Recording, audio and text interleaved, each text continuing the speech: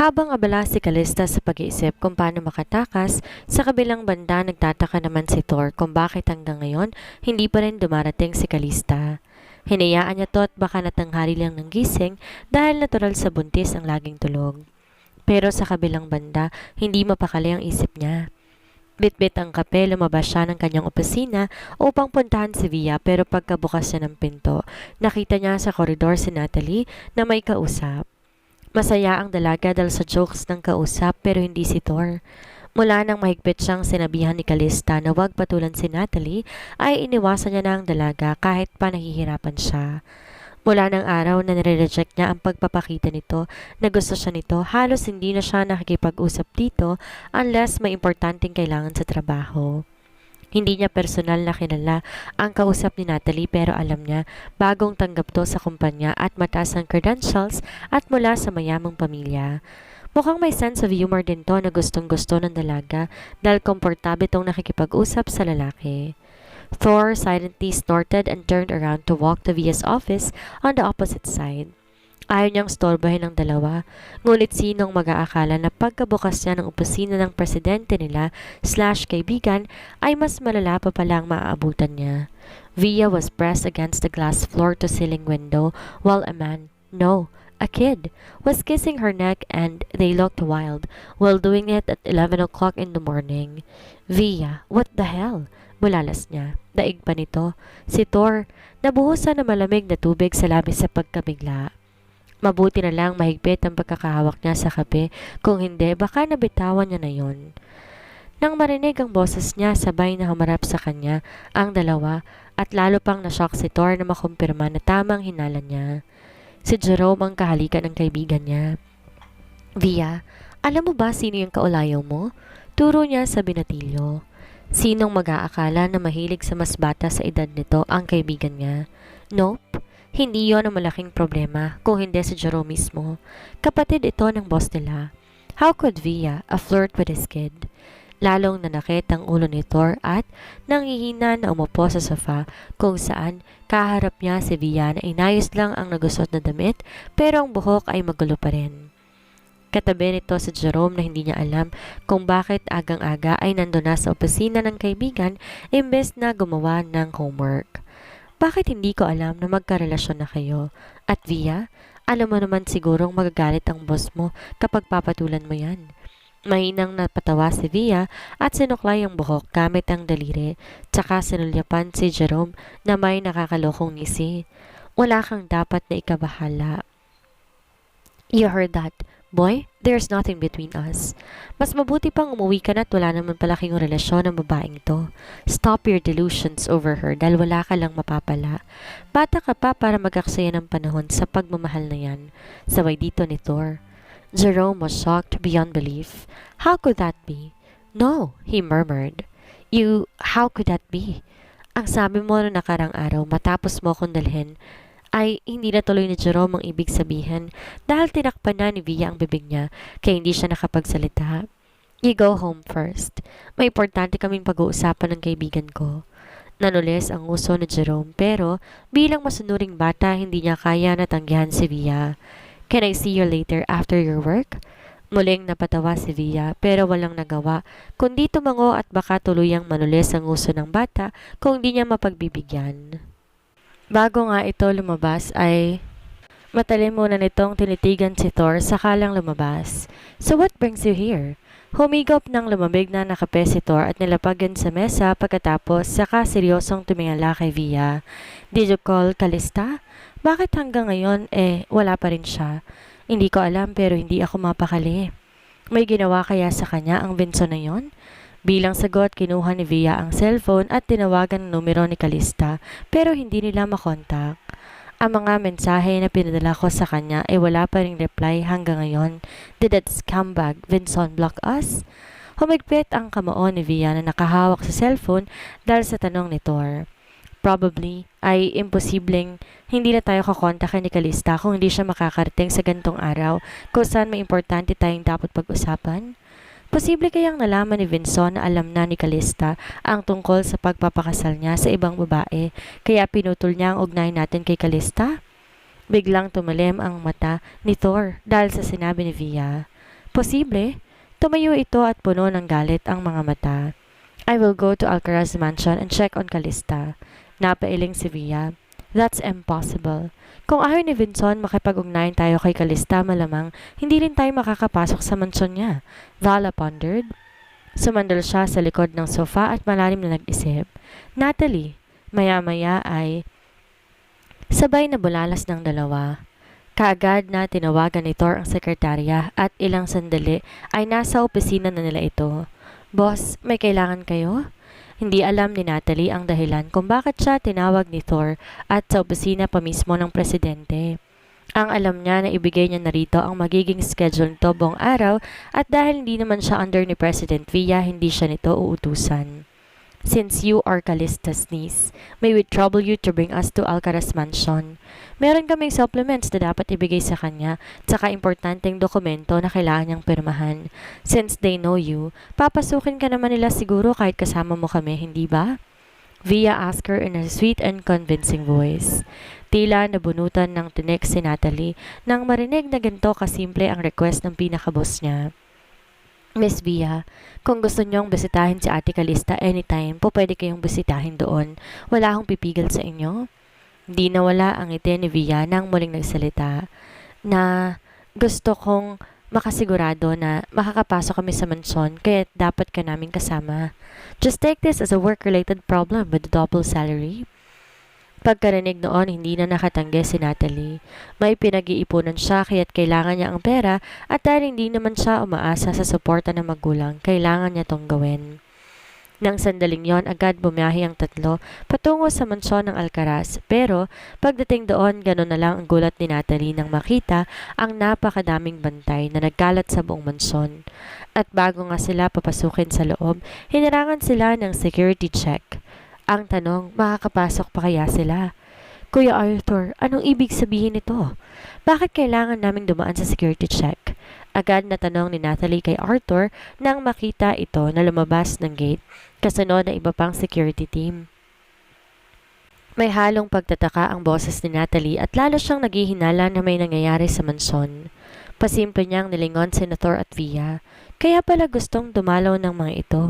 Kung hindi nga siya kasama, sigurado na hindi makakapasok ang dalawa. It is for everybody's good. Just follow the protocol, then you three can get in. May ilang babae sa security team at ito ang kumapkap at nag-check kina Via at Natalie at nang masigurong wala silang dalang anuman, saka lang sila pinapasok.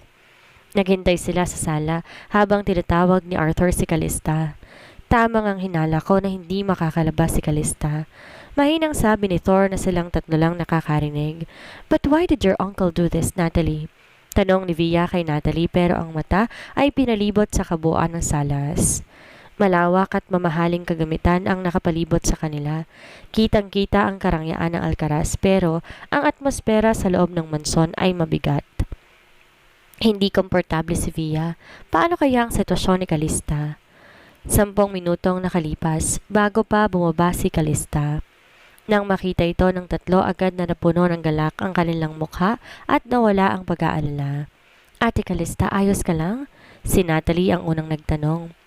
Mabilis siya nitong nilapitan pero nang makita si Santino, bahagyatong natigilan bago nagpatuloy sa paglapit at ininspeksyon ang katawan niya. Anong nangyayari dito? Bakit ang daming bantay? Bakit hindi mo tanungin ang tito mo? Sarkastikong sagot ni Calista at saka mapaklang tumawa. Umupo siya sa sofa. Pinaupo sa tabi niya si Santino na walang kamuwang-muwang sa nangyayari. Ayaw niyang madami ang bata sa gulo nilang mag-asawa. Napakamot sa batok si Natalie. Kaligtasan mo lang iniisip ni Tito, Ate Calista. Baka hindi siya mapakali sa abroad habang nagtatrabaho kaya't naglaan siya ng maraming bantay. Nakakainsultong tumawa si Calista nang marinig ang sinabi ni Natalie. Poor kid, walang kaalam-alam sa ginagawa ng taong ipinagtatanggol niya. Hindi niya to sinagot at binalingan niya si Via at Thor. Bakit parati kayong dalawa'y naririto? Matiim siyang tinignan ng dalawang kaibigan at kinilatis. Nang masigurong walang masama sa katawan, tuluyang nakahingan ng maluwag ang dalawa. Ang tagal na ng huling nating pagkikita, Calista. Kinindatan siya ni Via na agad naman niyang nakuhang ibig sabihin. Kahit restricted ang pag-uusap nila, kahit papano, masasabi ni Calista ang sitwasyon niya sa mga ito. Pero, Calista, Narinig kong may bisita ka kaya naghanda ako ng merienda ninyo. Dumilim ang mukha ni Calista nang marinig si Lola Rhea. Lumapit to sa kanila at umupo sa sofa katabi ni Santino habang ang kasambahay na nakasunod dito ay nilapag ang tray ng juice at muffin sa mesa. Kadalasan, kapag may bisita si Calista sa bahay ni Vinson, ay hindi nangingialam si Lola Rhea at hinayaan siyang makipag-usap sa mga ito pero ngayon, umupo pa talaga ito at nakisali sa kanila. Bakit hindi kayo magstay hanggang tanghalian? Total narito na rin lang naman kayo para mas mahabang usapan ninyo ni Kali. Hindi nagsalita si Calista dahil hanggang ngayon ay malamig pa rin ang pakikitungo niya sa matanda. Kaya naman, upang mabasag ang pagkaasiwa sa paligid ay si Thor ang sumagot. His cheerful voice broke the awkwardness in the room and the smile lowered Lola Rhea's vigilant eyes. Sure po, Lola. Ang tagal ko na rin nakatikim ng pagkaing lutong bahay. Dahil kay Thor sumigla ang paligid at bahagyang ibinaba ni Lola Rhea ang pangamba nito na baka may gagawing kakaiba si Calista. Habang naghihintay ng tanghalian, masaya silang nag-uusap at nang masigurong maganda na ang mood ni Lola Rhea, saka naman ito sinamantala ni Calista. Lola, matanong ko lang, pinahahalagan niyo rin ba ang apo niyo sa sinapupunan ko? Kapag ba magkaanak na ako, wala na akong halaga sa inyo? Biglang nawala ang ngiti ni Lola Rhea sa tanong ni Calista at agad tong lumingon sa kanya.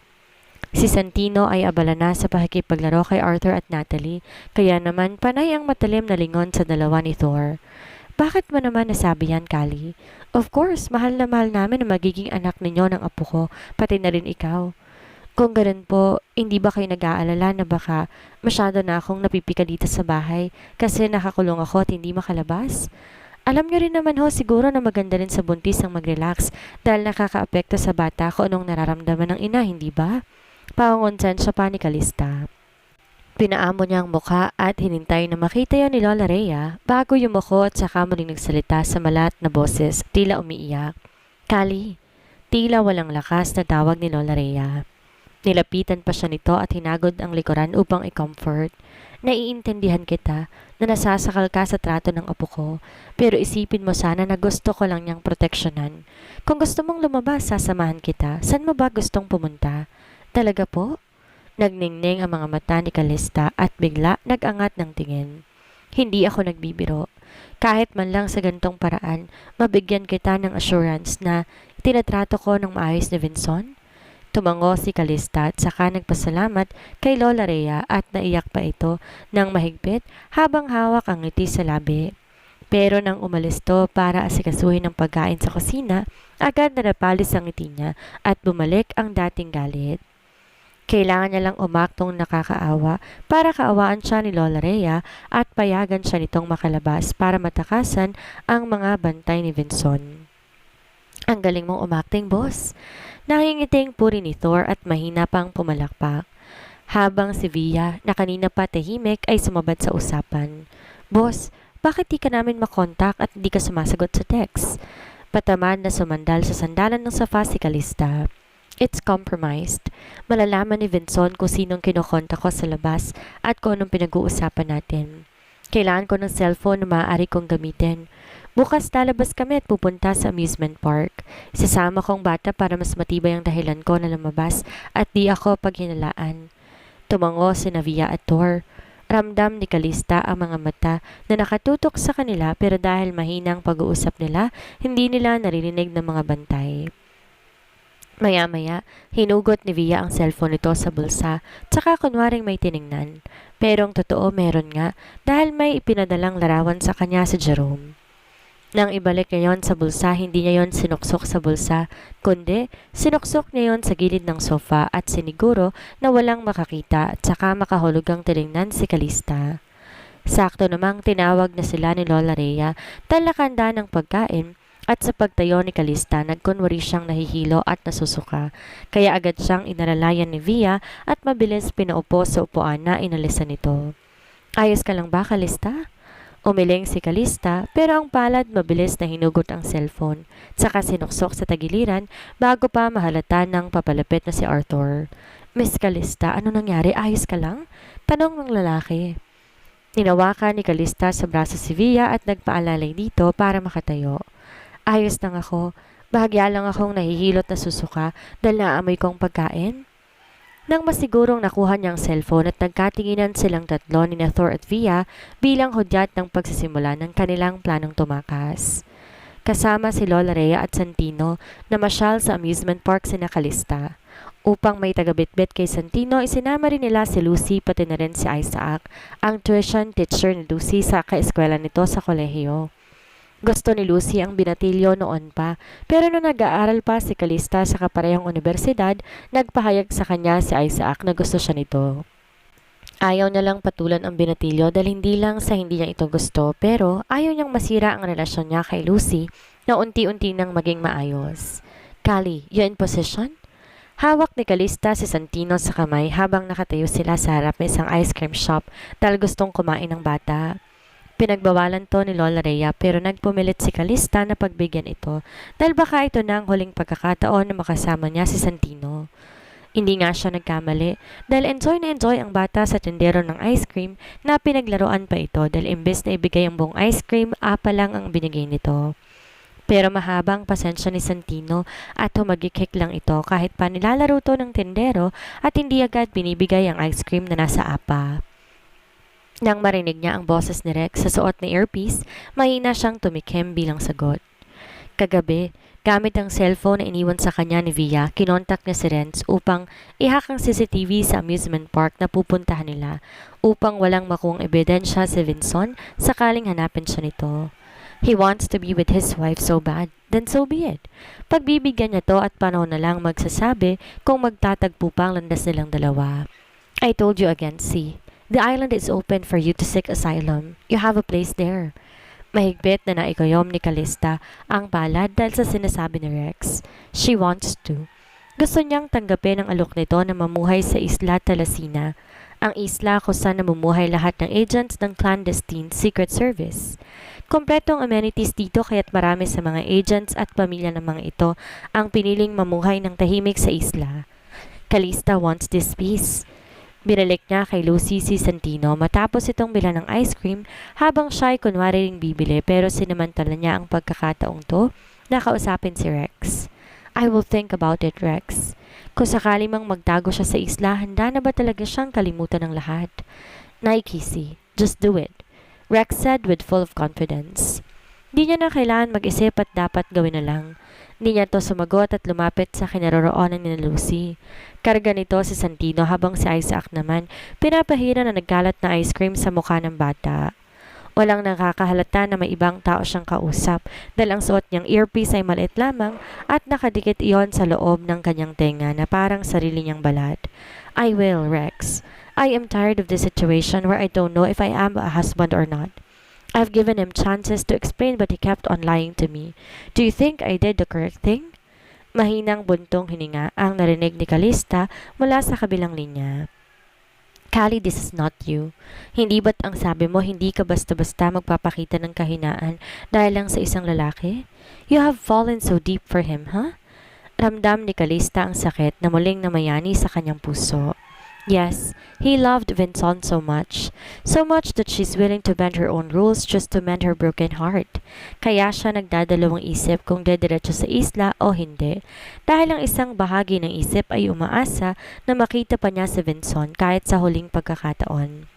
Loving someone so much always comes with a heavy price, but I'm willing to pay for it, so yes, I will go to the island. That's great, see. I will be picking you tomorrow, wherever you are. Napangiti si Calista. Si Caleb ang sumagot sa kanya na kanina pa pala nakikinig sa pag-uusap nila ni Rex. Mukhang wala na naman tong ginagawa kundi manggulo na naman sa computer ni Rex. Nasa isla ang mga to at may importanteng inaasikaso at tayong on the rescue sa kanya ay si Tyler at Austin dahil may date ang mga ito sa Manila. Ito ang inutusan niyang gumawa ng distraction para sa pagtakas niya. Lucy, samahan mo muna si Lola Rhea at Santino. Bantayan mong mabuti ang bata ha. Madaming tao rito at baka bigla kayo magkawalaan. Pupunta lang ako sa banyo. Tumango si Lucy at tinigpitan ng pagkakahawak kay Santino dahil takot din tong mapahiwalay sa kanya ang bata. Habang papunta sa pinakamalapit na banyo, maraming bantay ang nakasunod kay Calista. upang di makakuha ng maraming atensyon mula sa ibang tao. Nakasuot ang mga to ng pangsibilyan. Sinamahan pa siya ng 2 babaeng bodyguard hanggang sa loob ng banyo. Mabuti na lang at silang 3 lamang ang naroon. Dumiretso si Calista sa pinakadulo ng cubicle at kagad pumasok saka inilak ang pinto. Pagkatapos niyang umihi, hindi niya agad yun finlush at kinuhang takip ng tangkit saka nakita roon ang gamit na iniwan sa kanya ni Via. Nakabalot yun sa plastic para hindi mabasa. Nang buksan ang laman, tumambad sa kanyang isang cylindrical container at isang gas mask.